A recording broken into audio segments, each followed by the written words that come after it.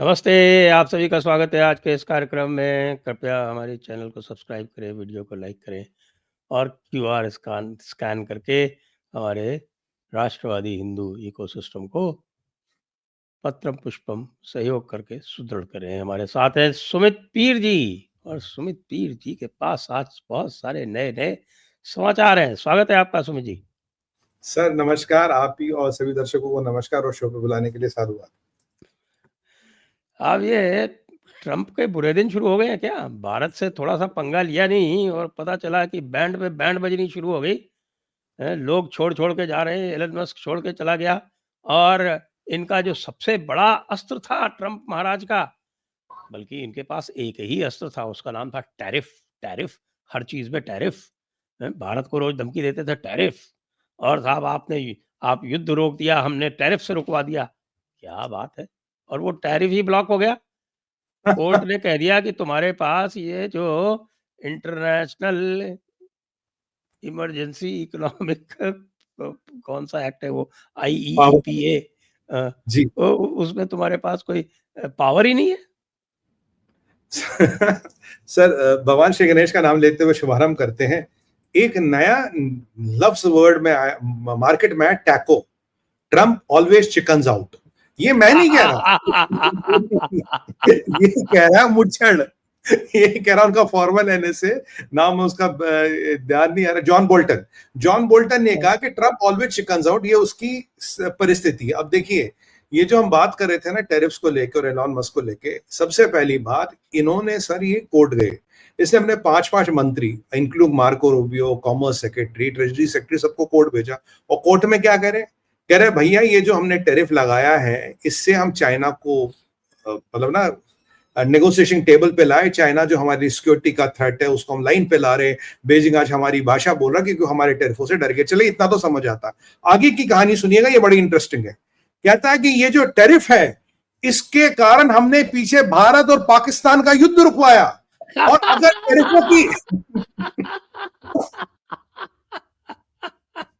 और अगर टैरिफों का आपने लगाने नहीं दिया तो भारत और पाकिस्तान के बीच न्यूक्लियर युद्ध हो जाएगा। मैं कहा मालिक तो मत छोड़ो, पाकिस्तान की औकात है क्या? मतलब अगर अमेरिका में टैरिफ कानूनन हट गए, वहां के कोर्टों ने हटा दिए, तो मालिक हमारे पाकिस्तान और हिंदुस्तान के बीच न्यूक्लियर युद्ध हो जाएगा। और मेरे टैरिफ है जो न्यूक्लियर युद्ध को रोक रहे हैं। तो भाई साहब मैं ट्रंप साहब से पूछूंगा, मालिक एक बार बताइए, ट्रेड तो चलिए भारत के परिप्रेक्ष्य में आपके जज वज को भी समझ आएगा, कंगला नंगला फंगला फुकरे पाकिस्तान के साथ ट्रेड क्या करोगे भाई? जीडीपी का अरे क्यों नहीं साहब, बहुत सारे गधे हैं वहां पे। गधे चीन ने ले लिया सर, कोई नहीं बचा वहां पे। अब 2 टांगों वाले बचे हैं, 2 टांगों वाले बचे हैं, पर वो ना फटने वाले गधे हैं। वो यहाँ कुछ लगा फटते हैं, वो तो फटने वाले गधे तो नहीं चाहिए ना तुम्हें। तो भैया वहां बचा क्या है? तो जज भी हैरान हो गए, कहता मालिक तुम कितनी लंबी लंबी छोड़ रहे हो यार। मतलब न्यूक्लियर वॉर रोक दी, ड्रॉ रोक दी, और ये उन्होंने swear to God they have said this in a court of law। मतलब एफिडेविट पे यस एफिडेविट पे मैंने देखा वो एफिडेविट सर बोला उन, मैं तो आई वाज फेबकास्टेड। मैंने कहा क्या बोल रहे हैं मालिक, ये कितना छोड़ रहे हैं? तो बेचारे ट्रम्प की हालत खराब है, इलॉन मस्क छोड़ गया है यहाँ पे। ट्रम्प यहाँ चाइना ने ट्रम्प के ये ताइवान के खिलाफ अपनी तैयारियां बढ़ा दी है, उसकी अप्रूवल रेटिंग नीचे है। और जो भारत ने उसकी हवा निकाली ना, भारत ने तो खुल के बोल दिया भाई साहब आपका कोई रोल नहीं है, आपका कोई रोल नहीं इस युद्ध को रोकने में। और जो पाकिस्तान के परिप्रेक्ष्य में बड़ी इंपॉर्टेंट खबर अब की बार कल आई है, जो भारत अब की बार संजय सर बड़ी अच्छी चीज कर रहा है, धीरे धीरे करके खबरें रिलीज कर रहा। नहीं तो क्या करते थे, हम एक बार करते थे ये जिहादी उसकी मीमें बना के, और इनका आईएसपीआर जो है इंडिया से पिटो रोज, जिसका फुल फॉर्म ये है इंडिया से पिटो रोज आईएसपीआर का, ये उसमें क्या करते थे, ये उसमें अपने ये मसाला प्रोपेगेंडा बनाते थे। कल भारत ने बड़ा अच्छा खुलासा किया। भारत ने कहा भाई ये तो 2 बार माफी मांगने आए थे, 2 बार युद्ध विराम करने आए थे, एक बार नहीं। बोला पहले 7 मई के बाद ही इनकी फट गई थी, कह रहा था भाई साहब छोड़ दो, पर भारत को लगा ये बेवकूफ बनाएंगे, अलतकिया कर रहे, तो हमने नहीं छोड़ा। और जब फिर असली ठुकाई हुई, जब इनके एयरबेस वेयरबेस बर्बाद हो गए, तब तो ये घुटनों पे आगे कतरियों को, सऊदियों को, अमेरिकनों को, सबको फोन कर दिया। बोला भाई भारत ने हमारा न्यूक्लियर जो कमांड एंड कंट्रोल है ध्वस्त कर दिया है, पाकिस्तान में न्यूक्लियर इमरजेंसी हो गई, रेडिएशन लीक हो रहा है, चाइना तक जाएगा, दुनिया तक जाएगा, समुद्र तक जाएगा, रोक दो। क्योंकि इन्हें लगा अगर 1-2 घंटे और ऑपरेशन सिंदूर चला पाकिस्तान का द एंड हो जाएगा, पाकिस्तान खत्म हो जाएगा। तो 2-2 बार ये घुटनों पे आके भीख मांग रहे थे सीज फायर की, और अब देखिए कितना झूठ बोल रहे हैं, हमने सीज फायर नहीं किया, हमने तो बोला ही नहीं कभी, हम तो कोई बोले नहीं। और वो जो फील्ड मार्शल जो आपके उसको वो पिक्चर दे रहा था, वो ऐसे 15 गन के चाइना के 2019 ऑपरेशन की, उसको कॉपी पेस्ट करके एडोब और कैनवा से बना के वो अपने प्रधानमंत्री को दे रहा था। तो ये जो पाकिस्तान 2-2 बार घुटनों पे आया, 2-2 बार इन्होंने माफी मांग ली, वो ये भी क्लियर हो गया। अगर पाकिस्तान ने साहब 2 बार माफी मांगी, पहले एमईए को फोन किया, एमईए ने नहीं उठाया, 12:35 पे एमईए से बात हुई, और फिर 3:35 पे डीजीएमओ साहब से बात हुई, 5 बजे सीज फायर हुआ। तो अगर ये प्रकरण है, तो इसमें ये ट्रंप कहां से आ गए, ये ट्रेड कहां से आ गया, न्यूक्लियर कहां से आ गया, और अपने ही जुडिशरी को चूना लगाने का काम कर रहे हैं आप। मतलब ये लोग हंस रहे होंगे, भैया कहां फंस गए, किसके चक्कर में फंस गए, क्या कह रहे हैं सर। देखिए घटनाक्रम का आप समीक्षा करेंगे तो सीधा सा घटनाक्रम दर्शाता है अरबों का पैसा। अरबों का पैसा लोगे तो हाथों में गिल्लीस तो लगेगी ही लगेगी, हाथों में लगेगी ही लगेगी, ये सीधी सी बात है सर। अरबों का पैसा तो बिना बिना कालक के तो आता नहीं। जब से देखिए, जब से ये ट्रंप सऊदी गया है, पूरा बदल गया। और मैं एक और चीज आपको बता दूं, इंपॉर्टेंट चीज है ये दर्शकों को जानना, इजराइल में पूरे मातम छाया हुआ है। इजराइल कह रहा है भाई हमारा एक एग्रीमेंट था यूएस के साथ पिछले 50 साल से, क्यूएमई, क्वालिटेटिव मिलिट्री एडवांटेज, कि आप हमारे इस क्षेत्र में किसी को ऐसा हथियार या वेपन नहीं बेचोगे जिससे इजराइल का मिलिट्री एडवांटेज डाउन हो जाए। अभी जैसे F-35 केवल इजराइल के पास है, 45 है, और आप ये किसी को नहीं भेजोगे। पहले आपने F-15 सऊदियों को भेजा, तब रेनॉल्ड रेगन ने F-16 का अपग्रेडेड वर्जन फ्री में इजराइल को दिया था, नहीं आपका एज रहना चाहिए। कहता मालिक ट्रंप साहब, आपने जो $142 बिलियन की डील करा रहे हो आप सऊदियों के साथ, उसमें F-35 भी है, उसमें एडवांस कोस्टल रडार सिस्टम भी, उसमें एवैक्स भी, उसमें शायद 8 बैटरीज भी है। अगर ये सब सऊदियों को मिल गया और आप ऑलरेडी उनको कह चुके हो आप एनरिचमेंट करो, हम आपका सेटअप सारा करके देंगे, तो भाई साहब इजराइल कहाँ जाएगा? इंडिया, इजराइल का जो क्यूएमए था उसका क्या होगा? और आज सुबह की मैं आपको बात बताऊं, आज सुबह उस रिपोर्टर ने पूछा, बोला भाई तुम्हारी बात क्या हुई है नेतन्याहू से? कहता कि you had a heated exchange. कह रहा हाँ। कह रहा मैंने उसको बोला कि अभी ईरान पे हमला तुम नहीं करोगे। कह रहा तुमने उसको धमकाया? कहता हाँ मैंने धमकाया। क्यों? कह रहा मैं डील करने वाला हूँ। फिर दूसरे पर मैं कह रहा पर मुझे लगता नहीं ईरान डील करेगा, पर मुझे लगता नहीं ईरान की डील पर भरोसा। आप और ईरान कह रहा अगर तुम मुझे एनरिचमेंट रोकने के लिए कहोगे कोई डील नहीं है। अब समझ नहीं आ रहा, वहां बेंजामिन नेतन्याहू परेशान, क्वालिटेटिव मिलिट्री एड जो क्यूएमई था वो गया, अब $142 बिलियन की डील गई। लोग कह रहे कि कुछ पैसा इनके परिवार को मिला है, बिटकॉइंस में मिला है, दाएं मिला है, बायां मिला है। पर आपने एक और बड़ा इंपॉर्टेंट दृश्य देखा होगा, जब मैं मिडिल ईस्ट गया था सर, जब मैं मिडिल ईस्ट गया था वहां कुछ महिलाएं थी जिनके बाल खुले थे, सफेद रंग के कपड़े पहने, तो ऐसे से बाल हिला दी। मैंने कहा भाई ये क्या जादू टोना कर रहे हो ट्रंप पे? उन्होंने कहा हम मेहमानों का स्वागत ऐसे करते हैं। मैंने कहा आज तक तो नहीं देखा भाई, पिछले 48 साल में तो हमने नहीं देखा मेहमानों का स्वागत ऐसे हो रहा है, ये कब से हो गया? तो ये ट्रंप का जब से गया सर, मतलब वो कहते हैं if you dip white rabbit in a blue ink, वो वाला हाल पर ट्रंप को हो गया। जब से वापस आया है सब उल्टे सीधे काम कर रहा, सब उल्टी सीधी हरकतें कर रहा है। वो क्या क्या गुट्टी पिलाई उन्होंने, क्या बोला क्या नहीं बोला। अब देखिए ईरान को भी लॉन्ग रोप दे रहा है, और जबकि इसकी खुद डीएनआई अब कहती है, पहले डीएनआई का वर्जन था ईरान जी के पास कोई बम नहीं ना बनाना चाहता, इंटरनेशनल एटॉमिक एनर्जी एजेंसी कहती थी हफ्तों दूर है। अब डीएनआई की जो लेटेस्ट रिपोर्ट आई कह रहा ना हफ्तों वाली बात है ना महीनों वाली बात है, बीच की बात है, 2 हफ्ते, 3 हफ्ते, 4 हफ्ते, 6 हफ्ते। और वो हफ्ते ईरान इनसे लगातार बेवकूफ बना के निकाल रहा है। और ये मुझे लगता है किसी प्रेशर में आके, पैसे के लालच में आके, पता नहीं क्या कंपल्शन है, ये उसको दिए जा रहे हैं। वहां बेंजामिन नेतन्याहू परेशान हो रहा, कह रहा है यार मुझे इजाजत दो तो मैं अकेले फोड़ाता हूँ इसराइल को। कह रहा तू भी नहीं फोड़ेगा। तो मतलब अगर लॉन्ग रन में इसराइल आज नहीं, आपको बताऊं, आज ही समाचार आया है कि 15,000 करोड़ रुपए के रॉकेट लॉन्चर मांगे हैं इसराइल ने इंडिया से, और इंडिया ने कहा है हाँ ओके देंगे हम आपको। बिल्कुल देना चाहिए, क्योंकि ये आपको बताओ एक बदमाशी हुई है सर, ये आपने बड़ा अच्छा पॉइंट रेज किया, मैं इसको ट्रैक कर रहा था। देखिए अभी पीछे मीटिंग हुई जिसमें ये सऊदी, टर्की, ये आपके इटली, फ्रांस, जर्मनी, यूएस, ये सब देश आए थे। और एक यहाँ स्पेन ने एक पैंतरा चला है। स्पेन कहता है कि जी गाजा में बहुत मुसलमान मर रहे हैं, बहुत बच्चे मर रहे हैं, आप ऐसा करो इन पे एम्बार्गो लगा दो, आर्म्स एम्बार्गो लगा दो। अगर आप इसराइल के 3 बड़े वेपन सप्लायर देखेंगे अभी एज ऑन डेट, पहले यूएस है, दूसरा जर्मनी है, तीसरा इटली है। इन तीनों पे निशाना था। यूएस पे अगर फंस गया, जर्मनी इटली अगर हथियार देना बंद कर ले, तो इसराइल की वाकई परिस्थिति थोड़ी पतली हो जाएगी, डिफिकल्ट हो जाएगी।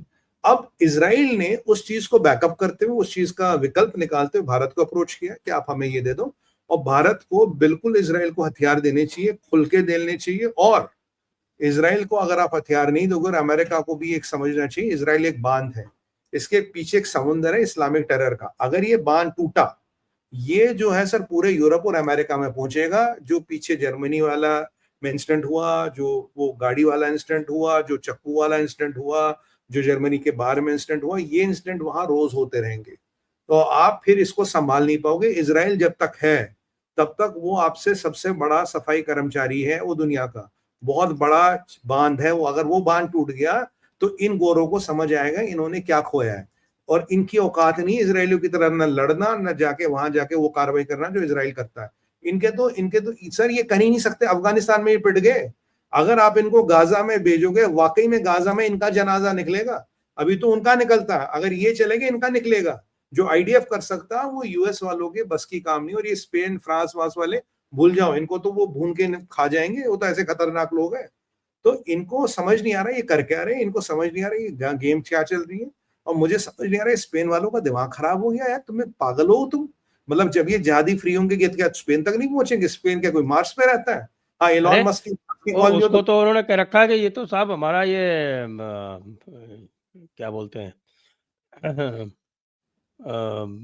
ये तो हमारी ज़मीन है, ये तो हमारी दौरे खिलाफा में रह चुकी है। फिर तो दौरे सारे खिलाफा, क्योंकि यहाँ पर तो मुसलमानों का राज था ना, तो अच्छा 1498 हाँ में भगाया इनको।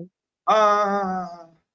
तो ये तो उनकी जमीन हो गई फिर तो स्पेनिश वाले क्या किराएदार हैं? किराएदार होंगे ये हाँ, बिल्कुल।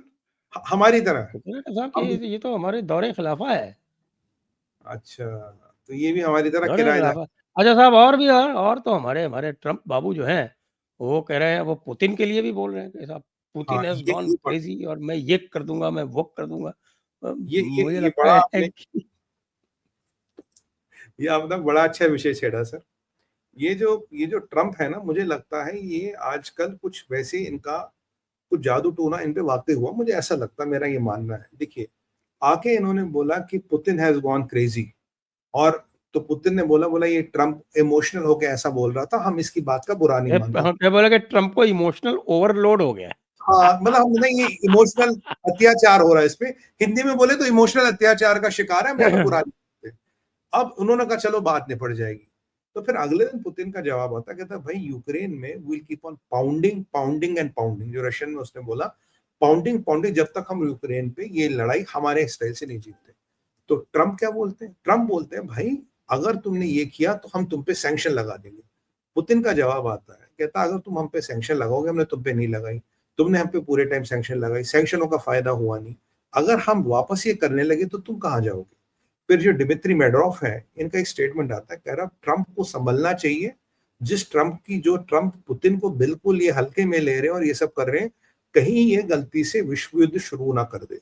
ये फॉर्मल रशियन प्रेसिडेंट कह रहे हैं ऑन रिकॉर्ड। अगर ये विश्व वर्ल्ड वॉर 3 शुरू होगा, ये ट्रम्प की गलत बयानबाजी और ये जो बच्चों वाली हरकतें कर रहे हैं, इससे होगा। इनको समझना चाहिए Russia is a military super power, और ये अमेरिका से डिक्टेशन नहीं लेगा।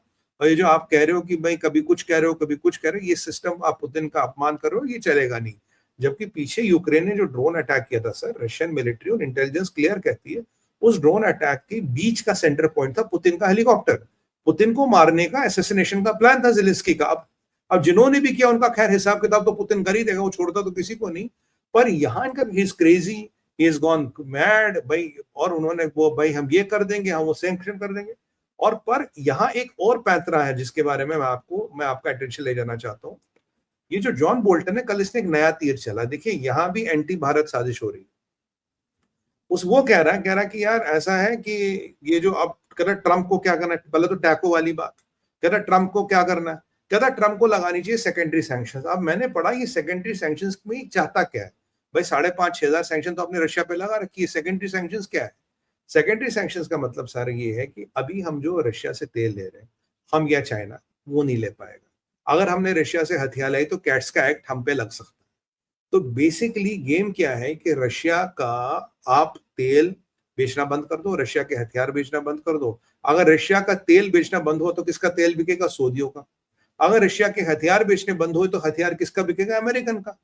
तो ये एक नया पैंतरा इन्होंने शुरू कर दिया। तभी मेड्रोफ ने कहा, दिमित्री ने, भाई तुम ये विश्व युद्ध 3 शुरू करना चाहते हो क्या? और इसको बहुत सीरियसली लिया जाए, क्योंकि भारत को बिलियंस ऑफ डॉलर्स का फायदा रशिया से तेल लेने का, और भारत का हथियार 60-70% अभी रशियन है।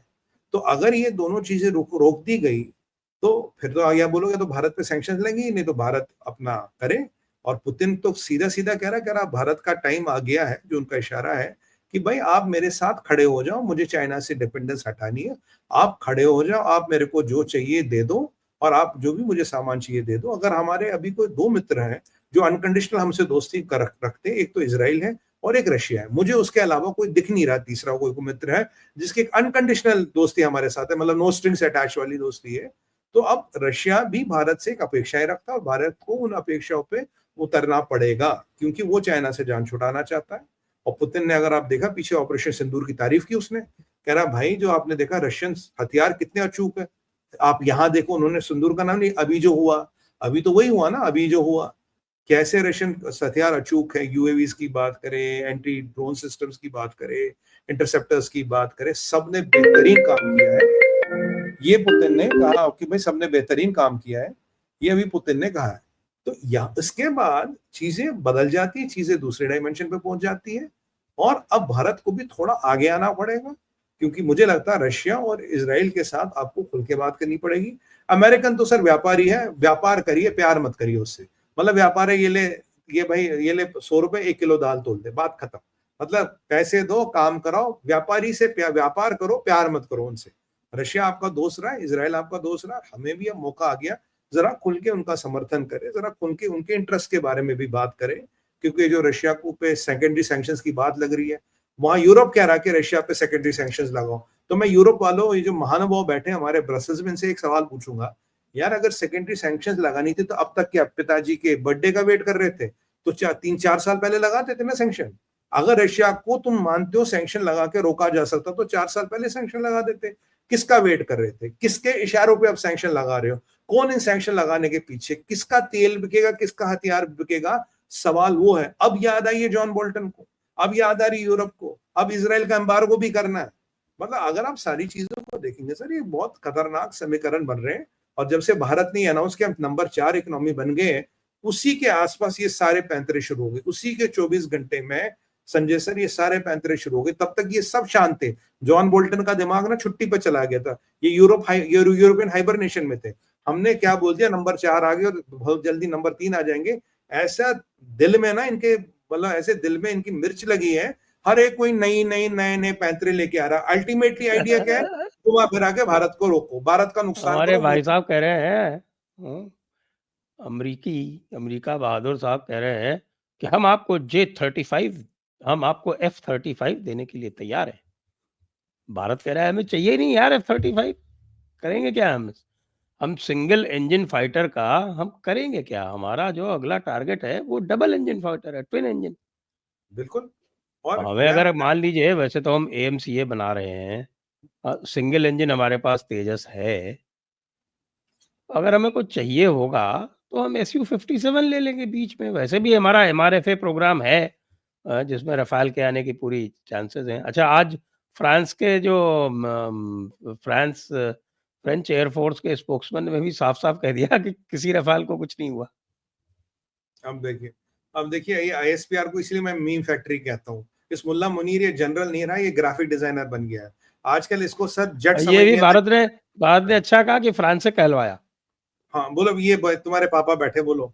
और पाकिस्तानियों सुन लो, पापा क्या कह रहे हैं, फ्रेंच पापा, हाँ असली वाले तुम्हारे नहीं, इनके तो कई सारे। अब मतलब आज थर्सडे वाले पापा के, तुम्हारे बृहस्पति वाले पापा ने आज क्या कहा? वैसे तुम्हारा परमानेंट टेम्परेरी बाप तो चीन है, पर हर दिन बाप बदलता रहता है तुम्हारा। तो देखो फ्रांस ने क्या कहा, सुन लो भाई।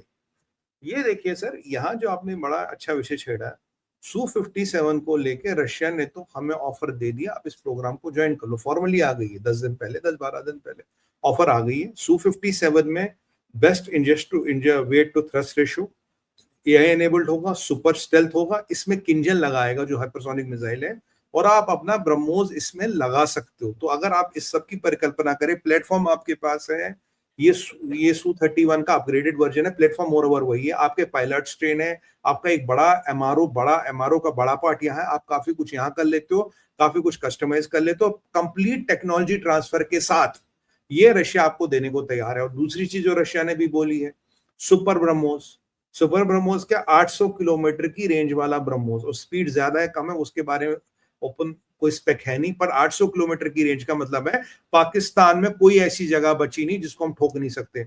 आप सोचिए, ये 800 किलोमीटर वाला ब्रह्मोस आपने Su-57 पे लगाया, और आपके पास किंजल है, और आपके पास एआई है, और आपके पास ये सारे फीचर है, तो सोचिए पाकिस्तानियों को तो यही नहीं पता लगेगा कौन सी आकाशी बला आ गई, ठोक के निकल गई, पाकिस्तानियों को तो समझ भी नहीं आएगा क्या हो गया। पाकिस्तान की एक भी जगह सेफ नहीं है, और हम अपने अपने साइड बॉर्डर पे रह के ठोक सकते हैं पाकिस्तान को।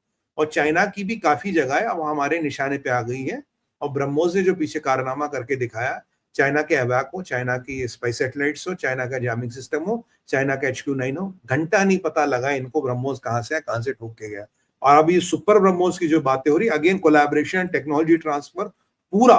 तो सोचिए, अगर 2-3 साल में 2 साल में जब भी Su-57 पे किंजल लगा हो, ये नया वाला ब्रह्मोस लगा हो, और अन्य अस्त्र शस्त्र लगे हो, AI enabled system, best thrust to waste ratio, our pilots are already trained, complete technology transfer and up and running in maybe 1 year, 1.5 year, and with manufacturing facility in India। आप इंडिया में इनको बनाइए, आप समझिए कितना बड़ा ये झटका है, और प्राइस भी उससे कम है, और कोई स्ट्रिंग्स अटैच नहीं है। पुतिन आपका मित्र है, सब कुछ पहले भी दिया, आज भी दे रहा है। और उनकी तरह नहीं, क्योंकि उनके साथ जो प्रोडक्ट आते हैं उनके साथ यूएस एक्सपोर्ट कंट्रोल आता है। एक्सपोर्ट कंट्रोल का सर, संजय सर, मैंने देखा इतना मोटा चिट्ठा होता है, उसमें क्या है, फिर आप ये एक्सपोर्ट कंट्रोल को एक क्लॉज होता है इनके, ये कहते हैं हम इसको फिलहाल टेम्परेरी सस्पेंड कर रहे हैं, बट अगर ये चाहे उस क्लॉज को कभी भी रिवोक कर सकते हैं। तो एक्सपोर्ट कंट्रोल में आपको एंड यूज तक डिक्लेयर करना पड़ता है, एंड यूजर डिक्लेयर करना पड़ता है, और कुछ कुछ केसों में एंड यूजर का परमिशन इनसे लेना पड़ता है। और बाय द वे F-35 में और F-16 में जो किल स्विच है, मुझे नहीं लगता वो Su-57 में वो किल स्विच, मतलब आप कभी उसको वहां रिमोटली बंद कर सकते हो।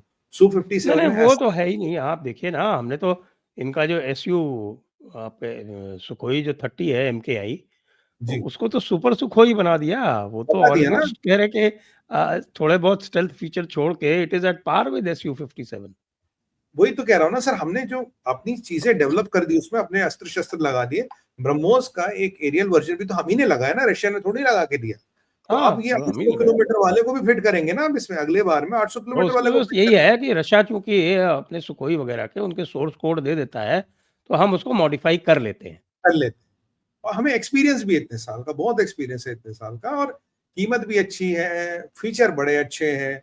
और अब भी जिस जेट से, अब ये भी तो लगभग प्राय तय हो गया, जिस जेट से इनके सारे एयरबेस ठोके, वो तो सू विद ब्रह्मोस ही है ना, जिसने इनके एयरबेसों की वाट लगाई, ये भी क्लियर हो गया।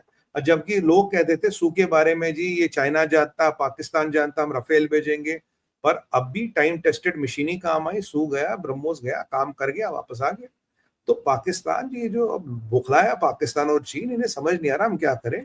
बट भारत के लिए भी अभी मैं कह रहा हूँ, जहां से भी हमें चीजों को मजबूत करना मरे करे। और जो हमने अभी 20,000 करोड़ का एमका भी अनाउंस कर दिया 2-3 दिन पहले, हमने ये भी तो बोल दिया हम खुद भी बना रहे हैं, ऐसा नहीं डिपेंडेंट है, हम भी बना रहे हैं, थोड़ा टाइम लगेगा, आगे होगा पीछे होगा, हम चीजें करेंगे। हाँ, और हाँ, बीच में गैप फिल करने के लिए हम कुछ और ले सकते हैं। बीच में फिलहाल कुछ हम लेंगे, अल्टीमेटली तो अपना ही बनाएंगे, और आज 5th जनरेशन बनाएंगे, कल 6 भी बनाएंगे, कोई बड़ी बात थोड़ी ना है।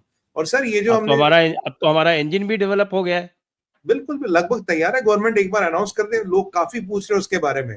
अभी हम कुछ बोल नहीं रहे, बोले भाई जब तक गवर्नमेंट अनाउंस ना कर दे, राष्ट्रीय सुरक्षा का विषय है। बट हाँ, लगभग वहां पहुंच गए जहां पहुंचना था, एक बार फॉर्मल अनाउंसमेंट हो जाए फिर हम भी बात करेंगे। पर इसमें आप एक बात देखिए, अब जो हमने ये 20,000 करोड़ का अभी जो हमने अनाउंस किया, जी 20,000 करोड़ पब्लिक प्राइवेट पार्टिसिपेशन दोनों, अब इससे क्या होगा सर, दुनिया भर में जितनी आर्म्स लॉबीज है, जितनी आर्म्स कंपनी है, क्योंकि ये खेल चलेगा 20 साल तक, ये अगले 20 साल तक का प्रोजेक्ट, और ये मल्टी बिलियन प्रोजेक्ट जाएगा, तो इस सब में घुसना चाहेंगे।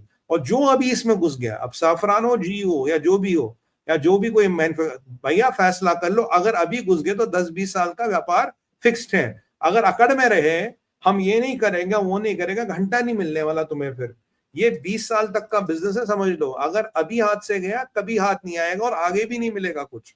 तो ये जो अब गोरों में खलबली मचेगी ना सर, फ्रांस और अमेरिकनों में, अब ये कंपटीशन में आएंगे। अब कॉर्पोरेट अपना बैलेंस शीट देखेंगे, अपना पीएनएल देखेंगे, क्वार्टर के नंबर देखें। अब देखिए खेल क्या होगा, सबकी अकड़ निकल जाएगी। बड़ा अच्छा मूव भारत ने किया। अब वो कहते हैं ना, you set the cat amongst the pigeons, वो वाला काम कर दिया हमने। अब देखो सब कैसे उड़ते हैं, सब कैसे आते हैं, सब दिल्ली के चक्कर काटेंगे, सब मिलने कहेंगे, सब अपनी नई नई चीजें लेके आएंगे। क्योंकि अल्टीमेटली कॉर्पोरेट्स को सर्वाइव करना पैसा चाहिए, बिना पैसे के कहां से बात बनेगी। और इतना बड़ा पैसा अनाउंस कर रहे हैं, 20 साल का व्यापार गारंटी कर रहे हैं, यहाँ नहीं आओगे तो भैया कहाँ जाओगे। इतना बड़ा मार्केट है कौन ये दे रहा। अभी तो 6 की बात होगी, इसके आगे की बहुत बातें होंगी। और माशाल्लाह हमारे जब तक तो ये हरामखोर पड़ोसी जिंदा है, तो हमें भी तो इस सब में आगे जाना ही पड़ेगा, हम तो उस पर आगे चलना ही पड़ेगा। तो इसीलिए ये अब ये जो पॉस्चरिंग कर रहे थे, मुझे लगता है सर इस अनाउंसमेंट के बाद इस पॉस्चरिंग की जगह नहीं बचेगी। क्योंकि अमेरिका एक और चीज जानता है, हमने जो मंगलयान भेजा था उसका कॉस्ट हॉलीवुड पिक्चर से कम था। तो कल को ऐसा ना हो जाए, भारत कुछ ऐसा बना ले कि हमारे लिए व्यवस्था ही ना हो जाए और उल्टा वो प्रोडक्ट की डिमांड दुनिया में आ जाए। आज हमारा ब्रह्मोस 24-25 कंट्रियां तो मांग ही रही है करंट वर्जन भी, और कल ये हमारा आकाश तीर आप देखिए क्या जबरदस्त सिस्टम है। और कल ऐसा ना हम कुछ ऐसा बना ले कि इनकी दुकान ही बंद हो जाए। वैसे लोकहिड मार्टिन का सीईओ कुछ दिन पहले भारत आया था, हफ्ता 10 दिन पहले भारत आया था, कुछ नए नए प्रस्ताव लेके मिला होगा राजनाथ सिंह जी से वगैरह। मैंने तो सुना उसको कुछ विशेष लिफ्ट दी नहीं गई। काहे को देनी सर लिफ्ट, बहुत भाव खाते हैं। पहले जी का इंजन थोड़ी ना दिया, जी का इंजन देते तो हम आज बात करते ना। भाव खा रहे हो, रशिया देने को तैयार है, यूरोपियन देने को तैयार है, राफेल वाले खड़े हैं, ब्राजीलियन खड़े हैं, ऑप्शन तो बहुत। और अपने भी तो भगवान की कृपा से अपनी ऑप्शन भी तो बनी रही है। कौन सा हमारी ऑप्शन नहीं बन रही। हाँ थोड़ा डिले है, क्योंकि वो पिछले 65 साल का कचरा काफी सिस्टमों में अब भी है जिनको निकालना है। ये जैसे कल मोदी जी ने कहा ना कि बांध तो हमने इंडस वाटर ट्रीटी में हमने क्लॉज लिख के दिया। क्लॉज ये था कि हम बांधों की कभी सफाई नहीं करेंगे। कह रहा 60 साल में बांध की कैपेसिटी रहेगी 2-3-4% पानी स्टोर करने की, बाकी नीचे गंद जमा हो गया।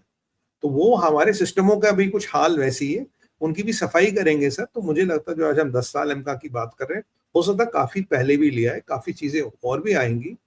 मतलब फिर भी जितना हमने किया, जो हमने किया, ये घर गौरवान्वित होने का विषय है। और पूरे देश को और समाज को इस पे गर्व महसूस करना चाहिए जो हमने किया। और देखिए सबोटॉजेस भी हो रहे हैं हमारे अगेंस्ट, पॉलिटिकल भी हो, टेक्नोलॉजिकल भी हो, टेक्नोलॉजी डिले कर रहे हैं। नहीं तो एक बार बताइए, पैसे रख रहे जी का इंजन, तो तकलीफ का है, क्यों नहीं देते इंजन। भाई पैसे दे रहे हैं ना तुम्हें, लो पैसे टेबल पे रख के ले जाओ। तो व्यापार करने के लिए बैठे हो ना, नहीं दे रहे कि भाई इनकी कैपेसिटी ना बना ले। एक बार इन्होंने हमारा क्रायोजेनिक इंजन भी तो रोका था सर। अब देखिए आज इंडिया का स्पेस प्रोग्राम कहाँ पड़ गया। इन गोरों को एक चीज समझनी चाहिए, जहां इंडियन हिंदुस्तान को रोकोगे ना, ये हिंदुस्तान का सनातनी उससे ऊपर निकल के आता है। ये उन जो वो हनुमान जी की तरह उसे अपनी शक्ति का आभास होता है और उससे बहुत बड़ी छलांग लगाता है, और इतनी बड़ी छलांग लगाता है कि तुम्हारी इसको जरूरत ही नहीं रहती। ये इतिहास की गलतियों से नहीं सीख रहे, इन्हें समझ नहीं आ रहा अब भी। और दुनिया खड़ी है सर भारत के साथ व्यापार करने के लिए। कहाँ इतना बड़ा मार्केट, कहाँ इतना बड़ा देश, कहाँ किसके पास $700 बिलियन रखे हैं अभी। हमारे पास है ना, आओ पैसे दो, ले जाओ, सब लाइन लगा के आएंगे सर। एमका का project will break this cartel. जो इन्होंने कार्टल बनाया था ना अमेरिका ने और इन आर्म्स लॉबी, ये नहीं देना वो नहीं देना, अब जब पैसे दिखेंगे ना, सब धूम दबा के आएंगे, यहाँ पे चोरी छुपे आएंगे, मीटिंग करने आएंगे साहब। दो बहुत अच्छा काम किया राजा जी जी। और अमेरिका का जो प्लान, जो बांग्लादेश वाला प्लान था, वो भी फेल होता दिख रहा है। क्या चक्कर है, वो बांग्लादेश में क्या हो रहा है? सर बांग्लादेश में तो ये है कि यूनिस अब गया, तब गया, अभी गया, कब गया। सवाल ये जाएगा तो 100%, क्योंकि यूनिस की कुंडली में काफी सारे ग्रह खराब हो चुके हैं। और वैसे भी 84 साल के ऊपर हमारे यहाँ तो माना जाता अपने पूरा जीवन काल जी चुके हो, हमारे ऐसा माना जाता। तो 84 से तो ऊपर उसकी उम्र है। तो अब देखिए बीएनपी वालों की बात शुरू करें। अवामी लीग कहता भाई तू देश को बेच रहा है अमेरिका को, शेख हसीना, मेरे बाप ने नहीं बेचा, मैंने नहीं बेचा, तू अमेरिका का दलाल है। चलिए ये तो हो गई शेख हसीना। अब खालिदा जिया की बीएनपी की बात करें, इसने मीटिंग की बीएनपी से अलग, इसने मीटिंग की जमातियों से अलग। दोनों ने कहा भाई दिसंबर में चुनाव करा सकता तो नहीं, अगले साल का कोई गारंटी नहीं। क्यों? First half of the year में ईद होती है, मानसून होते हैं, फ्लड्स होते हैं, स्कूल्स होते हैं, एग्जाम्स होते हैं। बांग्लादेश के हिस्ट्री में first half of the year में कभी एक सक्सेसफुल इलेक्शन हुआ ही नहीं। तो भाई ये तो तू गोली दे रहा, तू दिसंबर में ले जाएगा, तो हमें ये दिसंबर चाहिए। तो जमातियों से भी पिट गया। अब ये हिजबुल तहरीर वाले, हिफाजत इस्लाम वाले, इन्होंने भी हाथ छोड़ दिया।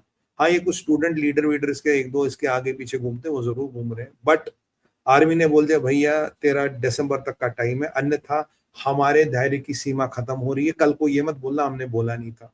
और पीछे 2 दिन पहले आर्मी हेड, एयरफोर्स हेड और नेवल हेड से मिलने गए और इसकी अच्छी खासी सुताई की, बोला भैया इलेक्शन अनाउंस कर ले। अब 2 इंपॉर्टेंट चीजें इसमें आई है जो इसके पास विकल्प है। अब अमेरिका, इसने फोन लगाया, इसका जो नेशनल सिक्योरिटी एडवाइजर था वो उसने फोन लगाया, उसने कहा भैया माना जाता है इसने ओबामा से बात की, हिलरी से बात की, बाइडेन से बात की, तीनों ने हाथ जोड़ लिए, बोला भैया सामान उठाओ निकल लो वहां से। ठीक है जी। इनका फॉरेन सेक्रेटरी, ये जो तीनों वकुल जमान के साथ मीटिंग हुई, उसके बाद फॉरेन सेक्रेटरी को बर्खास्त कर दिया गया, रिजाइन। अब ये जो इनका एनएसए था जो अमेरिका फोन लगा रहा था, इसकी भी कुछ नहीं चल रही। बट 2 चीजें यहाँ बड़ी इसका थोड़ा, एनएसए तो बाहर से आया हुआ है, वो सिटीजन भी हाँ, बाहर का ही है। वो तो बाहर का ही है ना, वो तो इस पाकिस्तान और इसके क्वार्टर मार्शल ने मिलके बनाया था ना, उनका जॉइंट वेंचर प्रोडक्ट है वो। तो क्वार्टर मार्शल तो सुनने में आया इसका हाउस अरेस्ट हो गया। अब यहाँ बस जो जो संवेदन वाली चीजें हैं वो ये है कि हर तरफ से ये टाइट हो रहा। और वकरुल जमान का मैं आपको डायरेक्ट बताऊं सर, उस पर 2 अटेम्प्ट होने वाले थे, ये वाले और खत्म वाले। अब हमारे कुछ मित्र हैं जो मेरे जैसे लिखते हैं, हमारे हम लोग जो आपके मेरे जैसे दिखते हैं, उन्होंने इसको बताया और उन्होंने इसको बचाया। तो इसको ये तो समझ आ गया, अगर हमारा हाथ हटेगा का केस खराब होगा। दूसरी बात, सामान की किल्लत बहुत ज्यादा हो गई है, रैशनिंग शुरू हो गई है, सामान नहीं मिल रहा। हम धीरे धीरे इंडिया ने स्क्वीज कर दिया। वीजा तो बंद कर ही दिए थे, लैंड बॉर्डर कर दी, आपको पता ही है, लैंड बॉर्डर बंद कर दिया हमने। सबसे इंपॉर्टेंट चीज, अब ये यूनिस कर रहा है, इसके पास 2 विकल्प है। यूएस इंटेलिजेंस वार्न करती है कि भाई देखिए, यूएस पहुंच तो गया सेंट मार्टिन आइलैंड पर, उन्हें लग रहा वहां कुछ होगा नहीं, वो आइलैंड हमारे किसी काम का नहीं, कि वहां शिप आ नहीं सकती। इट्स अ वेरी मतलब ना डेप्थ बहुत कम है। इवन जो ढाका का पोर्ट है संजय सर, वहाँ मदरशिप डॉक नहीं होती, क्योंकि मदरशिप दूर खड़ी होती है, वहाँ छोटे छोटे शिपों में सामान लाना पड़ता है। ढाका को पोर्ट में एक और प्रॉब्लम है, जब आप शिप लगाओगे छोटी भी, you have to start it like this, क्योंकि 9 नॉटिकल माइल्स पे इंजन को स्टार्ट करके ऐसे रखना, क्योंकि जो करंट है वो आपको पीछे फेंक देती है।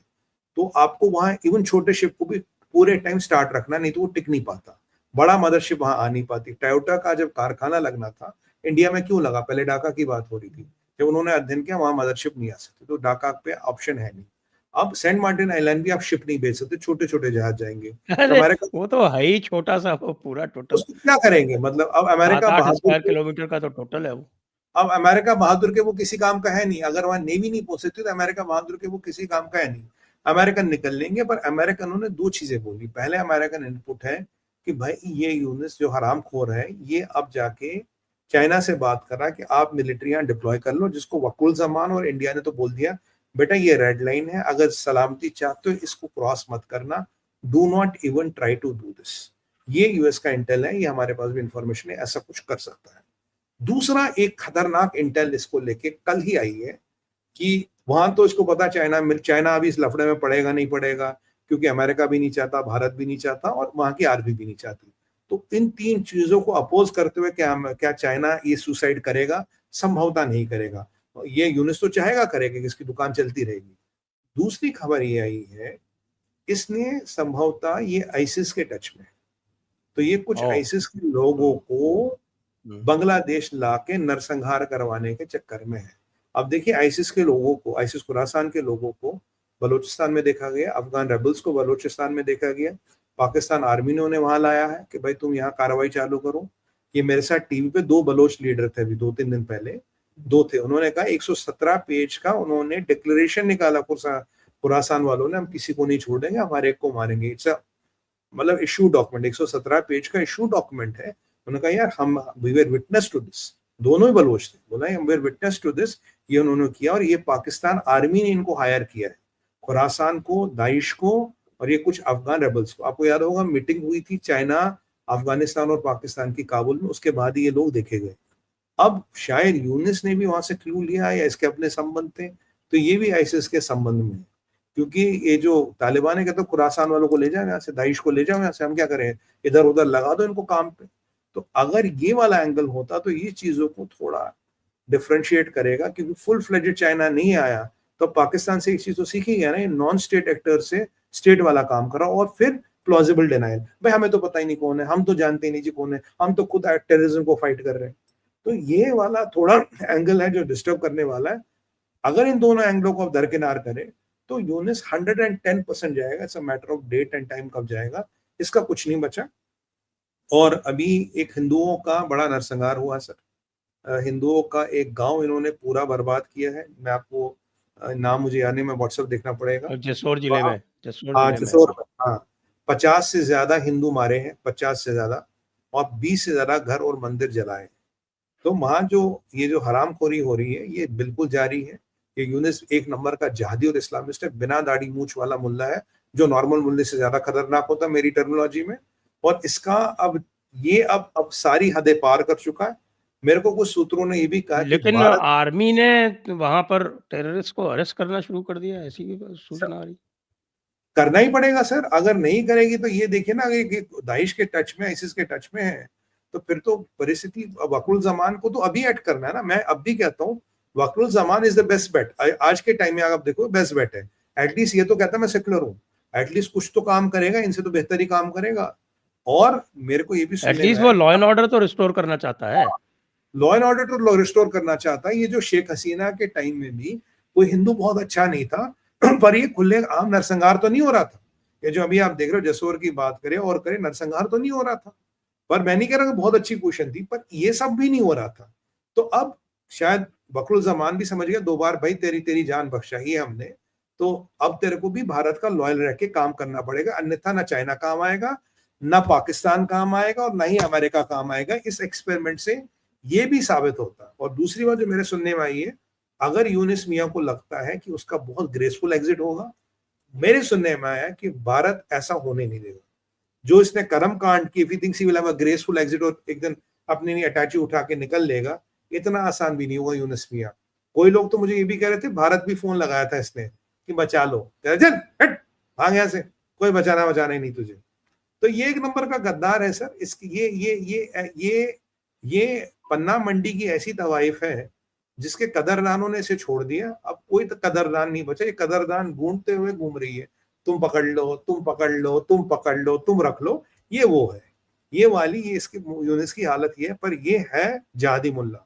इसमें और मुनीर में ज्यादा फर्क नहीं, वैसे दोनों में दाढ़ी मूछ नहीं है। अपने दर्शकों को बता दे भाई, ऐसा जरूरी नहीं दाढ़ी मूछ वाला ही खतरनाक होता है, ये लोग ज्यादा खतरनाक है। पाकिस्तान के किसी जनरल की दाढ़ी मूछ नहीं थी, सब क्लीन शेव थे, ये आप समझिए। तो एक प्रोटोटाइप समाचार ये भी आ रहा है कि चाइना जो है वो भी मुल्ला यूनुस से थोड़ा सा नाराज है। वो कह रहा है कि यार ये क्या कर रहा है, ये हमारे साथ भी गेम खेल रहा है और अमेरिकन को भी इसने पूरा का पूरा वो दे रखा है। और अमेरिकन वहां पे बैठ के म्यांमार में घुस के और चाइना का इन्फ्लुएंस खत्म करने के चक्कर में है। बिल्कुल बिल्कुल बिल्कुल सही सही कहा सर आपने।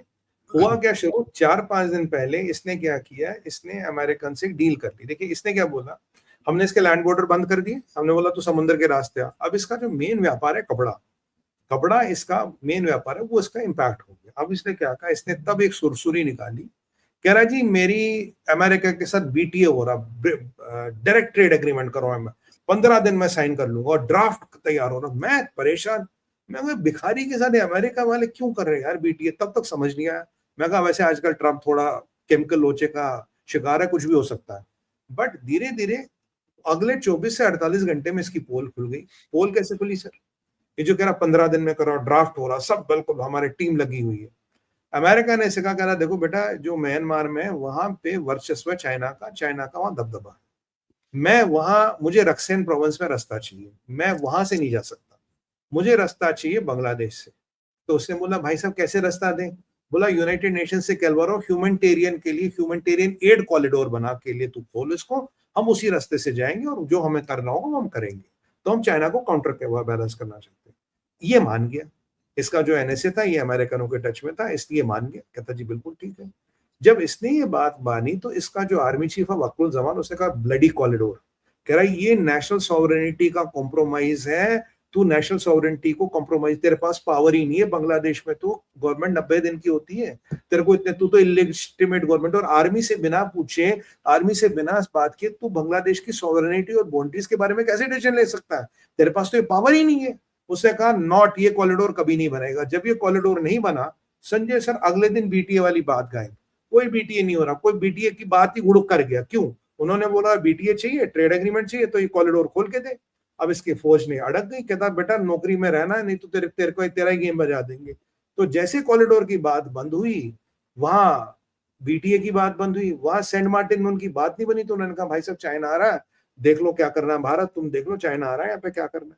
अब इससे लगा कि चाइना आएगा नहीं, क्योंकि फौज अगेंस्ट है, भारत है, अमेरिका अगेंस्ट है, तो इसने क्या कहा, अब मैं आईसीस वालों से बात करता हूँ। पर इस प्रकरण में जमाती भी इसके अगेंस्ट हो गए। जमाती कह रहे यार तू तो सबका बाप निकला, मतलब हर एक के साथ तू मतलब सो रहा है, स्लीपिंग डेविल, साले तो ऐसे कैसे चलेगा? मतलब तू ना हो गया इस्माइल हनिया हो गया। आपको पता है इस्माइल हनिया जब मरा था ना सर, कह रहे कि वो और उसके बॉडीगार्ड एक ही बेड में थे, ऐसे ऐसे, समझ गए ना आप, ऐसे थे। इस्माइल हनिया हो गया तो क्या है तेरी बात? वो तो इस्लामी शौक है। हाँ मतलब ये मतलब क्या, हर एक को एक ही शौक है क्या? कहता है भाई ये तो इस्माइल हनिया वाली हरकतें कर, तो हर एक से छोड़ना मत। इसीलिए बीएनपी का हमला इस पे हो गया, जमाती से नाराज। अच्छा, जबकि इसने अलग अलग मीटिंग की थी, बीएनपी पॉलिटिकल पार्टी से अलग, जमातियों से अलग, हिजबुल तहरीर वाले चुप, ये हरकत इस्लाम वाले, हिफाजत इस्लाम वाले चुप। बस इसके एक दो जो पट्टे हैं वो स्टूडेंट लीडर, वो थोड़ा इधर उधर बोलते हैं, पर फौज इसका सॉफ्टवेयर अपग्रेड करने के पूरी मूड में। तो इसका कोई चाहने वाला बचा नहीं। ये आईसिस वाला एंगल थोड़ा है, और ये चाइना वाला एयर क्लियर हो जाए, ये लास्ट विकल्प है इसके दो, मतलब लास्ट लाइफ लाइन है दो। इसके बाद इसके पास कोई विकल्प नहीं, या तो ये समुद्र में कूद के मर जाए, वरना जो पीएमसी इसने बुला रखे हैं प्राइवेट मिलिट्री कॉन्ट्रैक्टर्स, उनके जहाज में बैठ के थाईलैंड या मलेशिया, दोनों में से एक जगह ही जा सकता है। वहां से बाद फिर भगवान मालिक है क्या करेगा, फिर जाकिर नायक के साथ जाके तबला बजाएगा, जाकिर नायक गाएगा या हारमोनियम बजाएगा, तो ये काम तो उसको मिल सकता है। जाकिर नायक गाएगा या हारमोनियम बजाएगा, तो ये काम करेगा सर यूनुस। बट है ये पक्का जहादी, कोई डाउट नहीं है इसमें। He is a very dangerous radical Islamist, और बिल्कुल ये नोबेल प्राइज सब। ये जो चाइना के साथ में कह रहा था कि साहब हम ये लाल मुनीरहाट वाला जो बेस है वो दे देंगे चाइना को, उस पे भी आर्मी ने ऑब्जेक्शन कर दिया शायद। सर एक बात बताओ, ये सिलीगुड़ी कॉरिडोर हमारा, यहाँ तू अल्लू के पट्टे ये लाल मुनीरहाट बेस देगा, मतलब 100 साल से वो एयरपोर्ट बंद है। अब तेरे दद्दू का सपने में आए थे कि अब ये एयरबेस चालू करना है, उस एयरबेस से करेगा क्या? वो पहले यूज करता था ब्रिटिश बर्मा में बमबारी करने के लिए, ठीक है। यहाँ तू चाइना को बांध देगा, यहाँ तू डैम दे रहा और यहाँ एयरबेस दे रहा, और यहाँ बीच में हमारा चिकन नेक है सिलीगुड़ी कॉरिडोर। तो एक बात बताओ कि हमने क्या, हम क्या हाथ पे धर के, हाथ पे हाथ रख के बैठेंगे, हम कुछ नहीं करेंगे? मतलब यूनिस तुझे लग गया कि तेरी औकात इतनी है कि तू भारत से पंगा ले लेगा, भारत कुछ नहीं कर पाएगा? बेटा ये हसरत लेके बहुत लोग जमीन के हेमंत विश्व शर्मा ने तो बता दिया ना, 2 चिकन नेक तुम्हारी भी है बेटा। सर उनको तो अब वो तो एक्टिवेट करनी पड़ेगी, उनको तो अब एक्टिवेट करने में हेमंत विश्व शर्मा जी की बात का 101% समंदर का, तो एटलीस्ट एक नेता तो जो खुल के बोलते हैं, बोला हम भी कर लेंगे, तू हमारी चिकन लेके, तेरे दो है तेरी वाट लगा देंगे। और ये देखिए, अगर इसको लगता था ये एयरबेस आप एक्टिवेट करेगा और यहाँ से बांध उनको दे देगा और हम कुछ नहीं करेंगे, तो बेटा ऐसे तो होगा नहीं ना। अब तेरा आर्मी चीफ ही तेरा अपोज कर रहा, तो जाके सुलझ ले उससे। और ये भी पीछे खबर आई थी कल, हाँ कल की खबर है कि मैं ट्रैक कर रहा था इनको, इन्होंने एक चीज बोला यार बांग्लादेश, हाँ ये बड़ा इंपॉर्टेंट है। अब जितने ये सरकारी अधिकारी है सर, बड़े अफसर जो होते हैं सरकार में, आप भी रहे हैं, वो इसने एक अध्यादेश लाया था कि अगर आप एक गवर्नमेंट ऑफिसर हो, तो 2025 में एक अध्यादेश, एक अमेंडमेंट लाया था कि आपको बिना किसी कारण एक छोटे से नोटिस पे परमानेंटली नौकरी से निकाला जा सकता है। तब तक वो चुपचाप बैठे थे। अब उन्हें लगा कि यूनिस की लोटियां हिल रही है।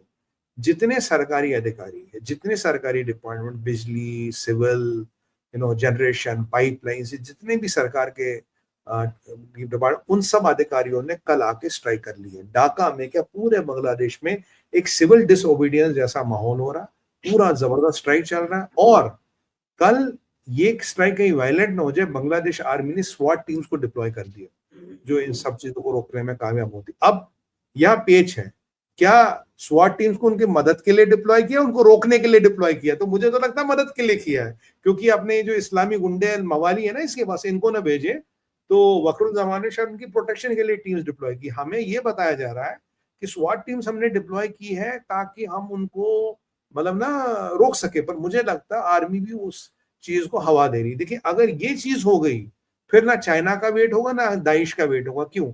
अगर एक एक ऑर्गन फेल होता गया, it's like a multi organ failure.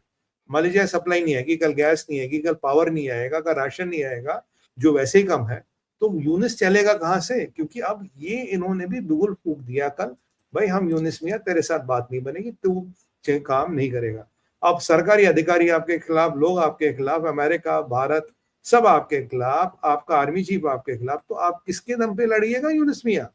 किस तो भैया ऐसा जान बचा लो, वो जो जहाज रखा है ढाका पे एयरपोर्ट पे, जिनको किराया दे रहे हो पीएमसी वालों को, उनके साथ निकल लो और पहुंच लो थाईलैंड, मलेशिया, वहां से देखना आगे क्या होगा तुम्हारा।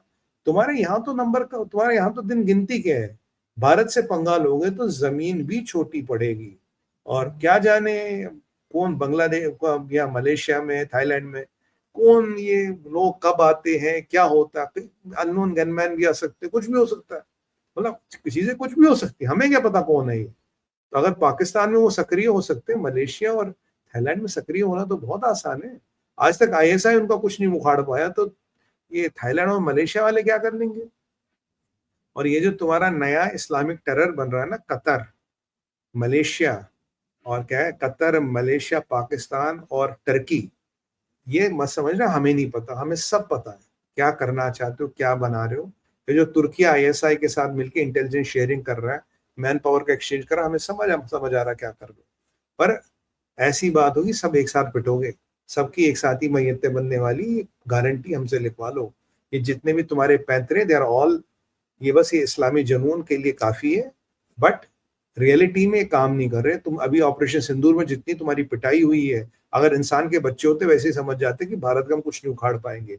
बाकी हाँ, एक ये तुर्की और पाकिस्तान के बारे में एक चीज बताऊं, एक की इन्फ्लेशन 40%, एक 45% वाला, मतलब दोनों पुंगू और एक नूंगू दोनों मिलके मतलब ज्वाइंट वेंचर बना रहे हैं कि हम इंटेलिजेंस शेयरिंग करेंगे, हम ये करेंगे, हम वो करेंगे, घर में नहीं दाने अम्मा चली बुलाने, दोनों का हाल ये है सर।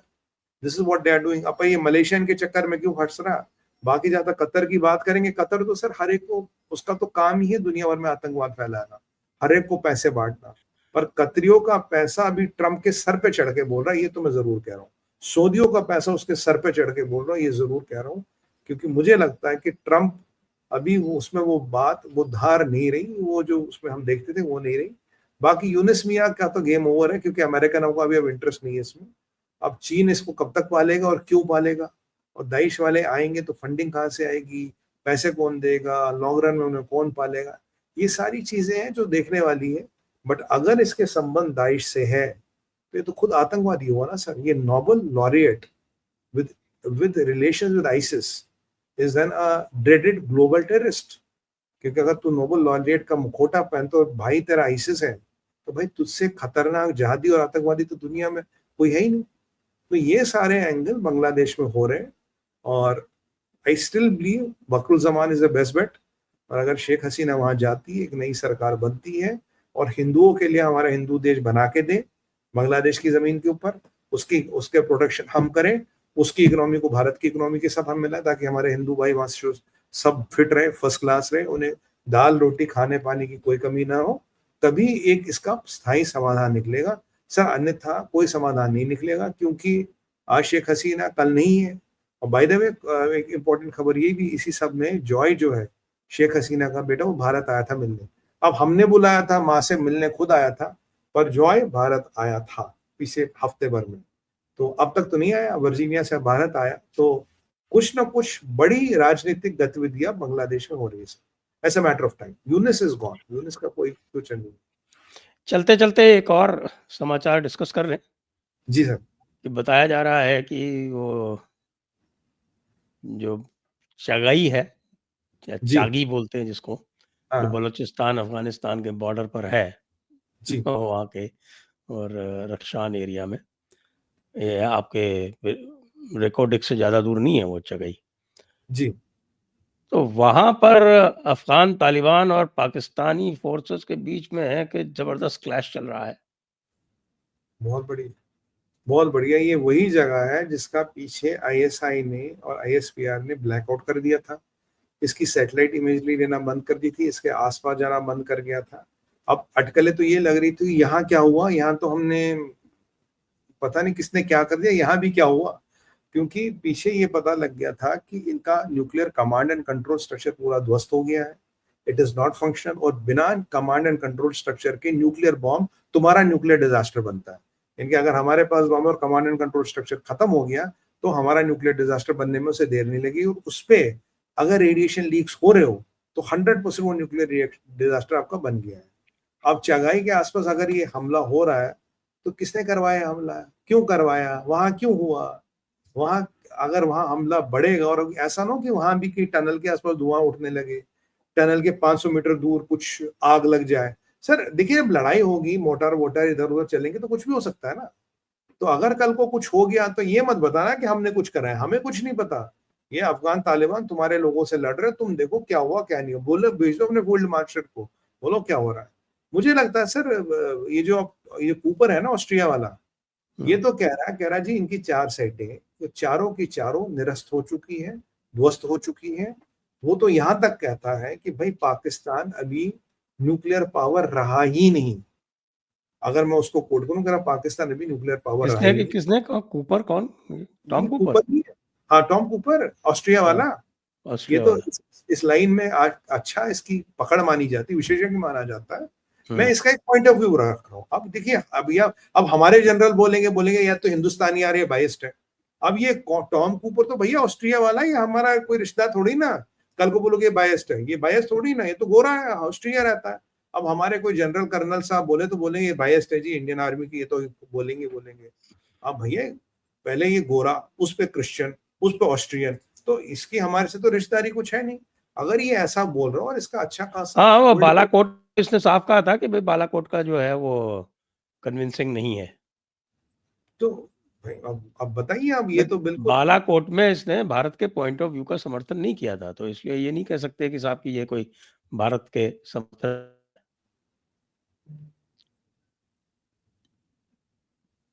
सर अभी क्या है ना कि अभी बेचारे के पास न समर्थन करने का ऑप्शन नहीं है, क्योंकि जितने प्रूफ इसने देखे होंगे तो ये तो आप सोच रहा होगा कि यार अगर अब भी बोलूंगा कुछ नहीं हुआ तो लोग मेरे पे सवालिया निशान लगाएंगे, तू अंधा है या तेरा दिमाग सड़ चुका है। क्योंकि अगर आप किसी भी मिलिट्री एक्सपर्ट से इंडिविजुअली भी पूछें, इतना तो सर सब कहते हैं यार कुछ तो वहां हुआ है। अब कितना हुआ, क्या हुआ, कितनी तबाही मची, ये यहाँ से पता लगाना दूर है, पर कुछ तो वहां ऐसा हुआ है विच इज इरिवर्सिबल। अच्छा, कल एक बड़े सीनियर व्यक्ति मुझे कल कह रहे थे ऐसे सुनने में आया कि पाकिस्तान में 50 लाख के इवैक्यूएशन का कुछ प्लान बन रहा है, ऐसा सुनने में है, मतलब ऐसे सोर्स बेस्ड इंफॉर्मेशन। अगर संजय सर ये खबर सच है, आप भी जानते हैं, मैं भी जानता हूं, हमारे दर्शक भी जानते हैं, 50 लाख लोग का इवैक्यूएशन किस परिस्थिति में होता है, जब रेडिएशन। और बलूचिस्तान में, मैं आपको एक बात बताऊं, बलूचिस्तान में जहां इन्होंने टेस्ट किए थे अपने न्यूक्लियर वेपन्स, सर वहां लोगों को कैंसर हुआ है, वहां का पानी कंटेमिनेट हुआ, वहां जानवर मरे, अब भी उन रेडिएशनों से लोग इफेक्ट हो रहे हैं। क्यों? क्योंकि इनका जो टेस्टिंग का मैकेनिज्म है और डेटोनेशन वो सेफ तो है नहीं, वो तो जुगाड़ टेक्नोलॉजी है ना, आधा पीस यहाँ से लाया, आधा पीस वहां से लाया, और जब ये डेटोनेट या टेस्ट भी करते, इट इज नॉट सेफ। जब हमने भी पोखरण में टेस्ट किया, आपने आज तक एक केस सुना कि पोखरण में किसी को कैंसर हुआ या रेडिएशन का शिकार हुआ? नहीं हुआ, because we have our own technology. हम 100% चीज को कंट्रोल करके बना के उसको टेस्ट करते हैं। अब इन्होंने कुछ तुर्किया से कोई कंपोनेंट लिया, कुछ चीन से लिया, कुछ नॉर्थ कोरिया से जुगाड़ा, कुछ खुद बना दिया, कुछ सलीम भाई ने टोक पीट के बना दिया। तो अब जब जब ये डेटोनेट करते हैं, टेस्टिंग करते हैं, तो 100% रेडिएशन प्रूफ तो वो भी नहीं होती। अगर इनकी टेस्टिंग पे रेडिएशन प्रूफ टेस्टिंग नहीं कर सकते, तो स्टोरेज, ट्रांसपोर्ट और रख रखाव में रेडिएशन लीक का होना और उसके ऑपरेशन सिंदूर के बाद तो बड़ी एक लॉजिकल सी बात लगती है, कोई इलॉजिकल बात नहीं लगती। आप समझिए इनका लेवल ही कुछ नहीं है ना बेसिकली। तभी तो राजनाथ जी कह रहे थे इंटरनेशनल एटॉमिक एनर्जी एजेंसी जो है, भाई आप इनके वेपन्स को ले लो, अपने संरक्षण में लो, इनके बस की नहीं न्यूक्लियर रखना, ये खत्म मुल्क है, ये दे आर ब्लडी ओवर। तो अगर हमारे रक्षा मंत्री कह रहे हैं तो कुछ सोच के कह रहे होंगे ना, कुछ तो ऐसी बात है, शायद किसी ने उनके कान में कुछ ऐसा बोल दिया हो कि सर। और मोदी जी का आपने देखा ना, नो न्यूक्लियर ब्लैकमेल, और जयशंकर साहब ने परसों जर्मनी में भी यही बोला, उंगली हाथ उठा के बोला नो न्यूक्लियर ब्लैकमेल। तो ऐसा हमारे लोगों में कॉन्फिडेंस कहाँ से आ गया? सब कह रहे नो न्यूक्लियर ब्लैकमेल। क्या कहीं उन्हें ये तो नहीं पता कि वहां कुछ बचा ही नहीं? अब ना होगा ढाई तेल, ना राधा नाचेगी तो तिलों में से तो तेल निकलेगा ना सर। अब वहां कुछ है ही नहीं, तो बोला कोई बात नहीं, कोई नो न्यूक्लियर ब्लफ में। और पाकिस्तान आज तक ये ऑफिशियली नहीं कह पा रहा कि कोई रेडिएशन लीक नहीं है, यहाँ सब ठीक है, our nuclear command and control is fine and there has it is 100% intact. ये स्टेटमेंट देने में इनको क्या 4 लाइन का स्टेटमेंट दे दो, बता दो, हम भी मान लेंगे सब कुछ ठीक है, क्यों नहीं दे रहे? ये भी एक विवेचना का विषय तो है सर। जी, तो आइए आज की चर्चा को यहीं पर विराम देते हैं। सभी दर्शकों को बहुत-बहुत धन्यवाद। सुमित पीर जी को भी बहुत-बहुत धन्यवाद। जय हिंद, जय भारत, वंदे मातरम।